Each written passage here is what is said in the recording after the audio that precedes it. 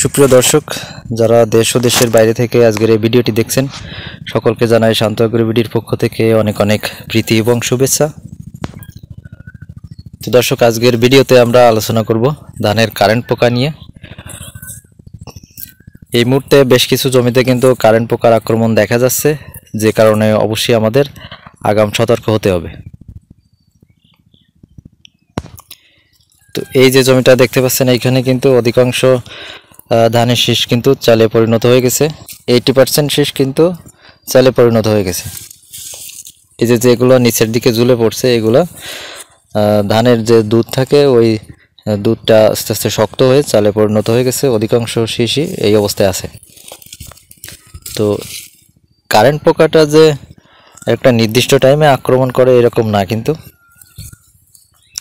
যে কোনো টাইমে এই কারেন্ট পোকা আপনার জমিতে আক্রমণ করতে পারে। তো কারেন্ট পোকা আপনার জমিতে আক্রমণ করছে কিনা, আপনার জমিতে কারেন্ট পোকা আসছে কিনা, এটা কিভাবে চেক করবেন?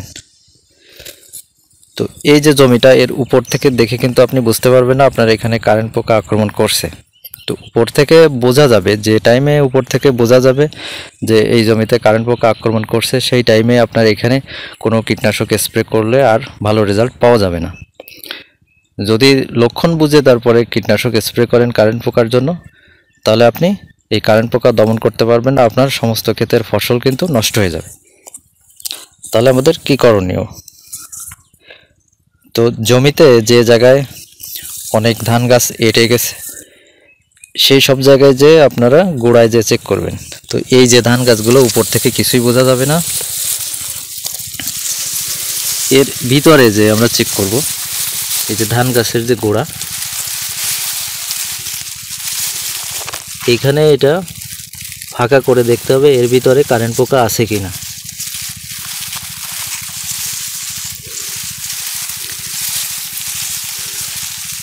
তো যে জায়গায় অনেক ধান গাছ আটা আছে, সেই জায়গায় যে এগুলা চেক করতে হবে। যেখানে অনেক ঘন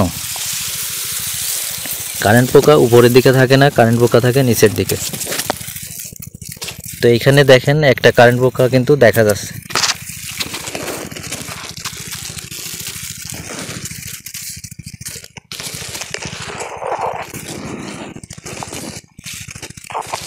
এই যে দেখতে পাচ্ছেন,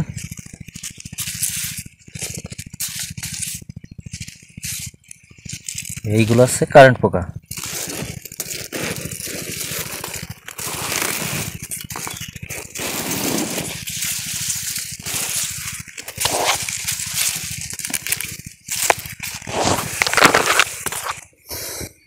তো এই জমিতে অলরেডি কিন্তু কারেন্ট পোকা চলে আসছে। তো এখনো পুরোপুরি এখানে অ্যাটাক করে পারেনি। অ্যাটাক করলে কিন্তু এই ধান গাছগুলো অনেক দুর্বল হয়ে যেত। তো আমি এখানে চেক করলাম, চেক করার পরে দেখছি যে দুই একটা কারেন্ট পোকা এখানে সবেমাত্র আসছে। তো এখনই এখানে কীটনাশক স্প্রে করতে হবে। তো কারেন্ট পোকার জন্য আমরা এই মুহূর্তে কি কীটনাশক স্প্রে করব, চলেন আপনাদের সামনে সেই বিষয়গুলো তুলে ধরি।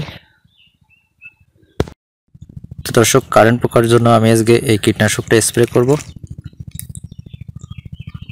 এটা হচ্ছে নিবুমেটাজিন 80 WDG। তো কারেন্ট পোকার যে কীটনাশকগুলো, এর অধিকাংশই দেখেন এই দুইটা গ্রুপ, পাইমেট্রোজিন প্লাস নিটেন পাইরাম। তো এটাই পাইমেট্রোজিন আছে 60% আর নিটেন পাইরাম আছে 20%। তো দুইটা মিলে 80 WG।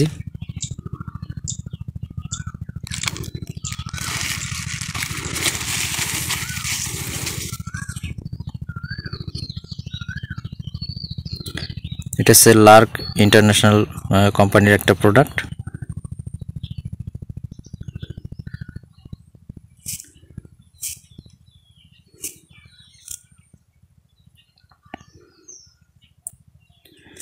তো এই যে 50 গ্রামের এই যে কৌটাটা, এটা 1 বিঘা জমিতে স্প্রে করা যাবে। তো কারেন্ট পোকার কীটনাশক স্প্রের সময় সমস্ত গাছ ভালোভাবে ভিজিয়ে স্প্রে করতে হয়, যাতে কীটনাশকটা ধান গাছের একেবারে গা বেয়ে নিচের দিকে মাটির গা পর্যন্ত চলে যেতে পারে।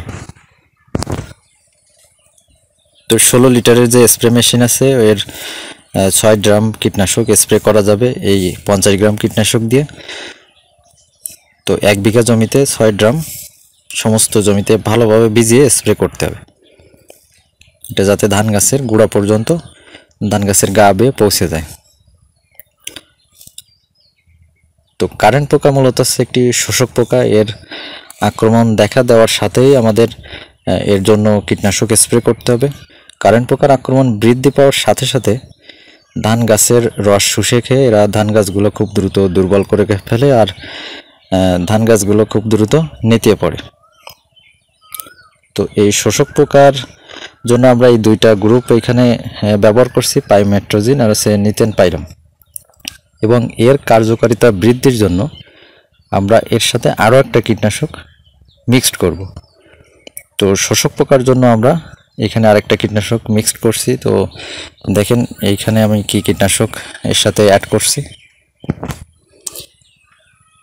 এর সাথে ব্যবহার করব পানামা, এটা হচ্ছে ইমিডাক্লোরোপ্রিড। তো আপনারা জানেন যে ইমিডাক্লোরোপ্রিড এটা হচ্ছে শোষক পোকার জন্য কাজ করে, আর এখানে উল্লেখ করা আছে দেখেন বাদামি গাছ ফড়িং, এটাও কারেন্ট পোকার জন্য ভালো কাজ করে। তো আমি যখন এই কারেন্ট পোকার কীটনাশকটার সাথে এখানে ইমিডাক্লোরোপ্রিড অ্যাড করলাম, তখন আমার কীটনাশকের কার্যকারিতা অনেক বৃদ্ধি পেল এবং এর মেয়াদটাও অনেক বৃদ্ধি পেল। তো সেই কারণে শুধুমাত্র আমরা পাইমেট্রোজিন এবং নিতেন পাইরাম এইটা ব্যবহার না করে এর সাথে অবশ্যই ইমিডাক্লোরোপ্রিডটা অ্যাড করতে পারি, যেহেতু অতিরিক্ত তাপমাত্রা এই মুহূর্তে পড়ছে, আর অতিরিক্ত তাপের ভিতরে যে কোনো কীটনাশকের কার্যকারিতা কমে যায়। আর কার্যকারিতা বৃদ্ধির জন্য অবশ্যই আমরা এর সাথে আর 100-150 টাকার মতো এখানে খরচ করব, তাতে আমাদের কীটনাশকের যে ডোজটা ওইটা কিন্তু ফুলফিল হবে। সেই কারণে অবশ্যই পাইমেট্রোজিন এবং নিতেন পাইরামের সাথে ইমিডাক্লোরোপ্রিডটা অ্যাড করে দিব আমরা। তো এর ব্যবহার বিধি এখানে এর গায়ে উল্লেখ করা আছে, আপনারা দেখে নেন। শুধু যে এটা এখানে ব্যবহার করতে হবে এরকম না, আপনারা ইমিডাক্লোরোপ্রিড অন্য কোম্পানিরও ব্যবহার করতে পারেন। তো আপনারা আপনাদের হাতের নাগালে যেটা পাবেন সেটা ব্যবহার করবেন, এবং লেবেলে যেটা উল্লেখ করা থাকবে সেই অনুপাতে আপনারা স্প্রে করবেন। তো আশা করি কারেন্ট পোকা দমনের যে কীটনাশকগুলো আপনাদের সামনে তুলে ধরছি, আপনারা মোটামুটি একটা ধারণা পেয়েছেন কোন গ্রুপের কীটনাশক এবং 1 বিঘা জমিতে কি পরিমাণ স্প্রে করছি, আর কখন কারেন্ট পোকার জন্য কীটনাশক স্প্রে করতে হবে। তো কারেন্ট পোকার জন্য অবশ্যই অবহেলা করা একেবারেই ঠিক হবে না, তার কারণ এটা আক্রমণ বুঝে কীটনাশক যদি স্প্রে করতে যান সেক্ষেত্রে আপনার ধান গাছগুলো কিন্তু নষ্ট হয়ে যাবে।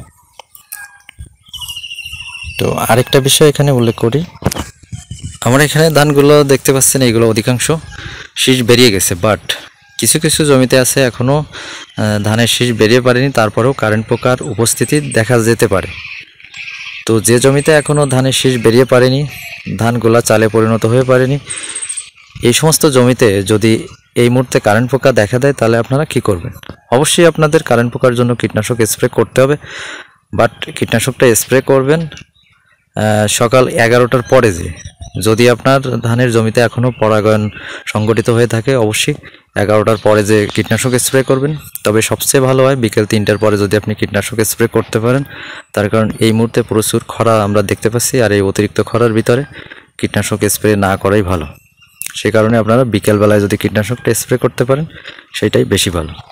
তো দর্শক, বড় ধানের এই কারেন্ট পোকা দমন নিয়ে ছিল আজকের ভিডিও। তো ভিডিওটি যদি ভালো লাগে অবশ্যই লাইক করবেন, শেয়ার করবেন, আর যদি কোনো মতামত থাকে কমেন্ট বক্সে লিখে জানাবেন। এছাড়া শান্ত অগ্রভিডি আমাদের ফেসবুক পেজ, তো যারা ফেসবুকে ভিডিও দেখতে পছন্দ করেন অবশ্যই এই শান্ত অগ্রভিডি ফেসবুক পেজটি ফলো দিয়ে রাখবেন।